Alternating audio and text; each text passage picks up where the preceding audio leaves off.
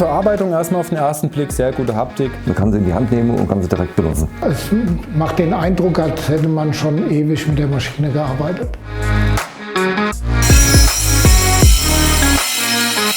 Ja, also die Maschine zeichnet sich für mich natürlich vor allen Dingen in Bezug darauf aus, dass sie einen super sauberen, geraden Schnitt macht. Ich kann damit schnell meine ganzen Rohre bzw. Profile und so weiter, Gewindestäbe trennen, habe einen sauberen Schnitt. Da die Maschine ziemlich klein ist, ist sie auch sehr handlich. Man kann Bleche mitschneiden, Rohre mitschneiden, Profile mitschneiden.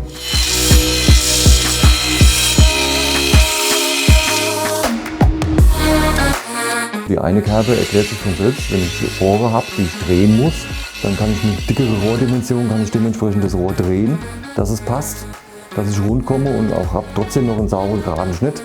Oder halt, wenn ich kleinere Dimensionen, wie jetzt Gewindestäbe oder sonstiges habe, die kann ich dann in diese kleinere Fuge einlegen und kann dann sauber trennen, ohne dass mir das Material verrutscht. Und das war jetzt das erste Produkt, wo ich nicht noch mit einer Feile über den Gewindestab noch mal hergehen muss.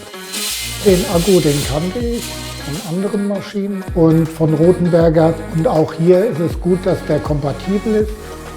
Die Profile haben in der ganzen Zeit eigentlich immer nur mit einer Tigersäge geschnitten und die Pipecut ist so, dass ich auch einen geraden Schnitt hinbekomme, weil vorher ist mir immer wieder verrutscht. Ich muss auch nicht mehr nacharbeiten, weil der Schnitt gerade ist und sauber. Es gibt auf jeden Fall einige Maschinen, ja, die vielleicht in dem alltäglichen Einsatz auf der Baustelle überflüssiger werden. Ich werde wahrscheinlich wesentlich weniger eine Elektrosäge, Tigersäge benutzen, wesentlich weniger Winkelschleifer, wesentlich weniger auch großen Rohrabschneider, die ich brauche. Blechschere, die kann man sich ersparen.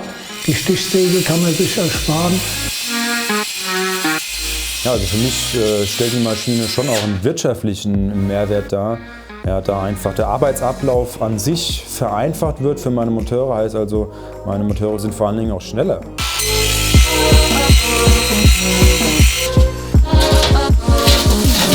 Also ich würde mir die Maschine kaufen. Ja.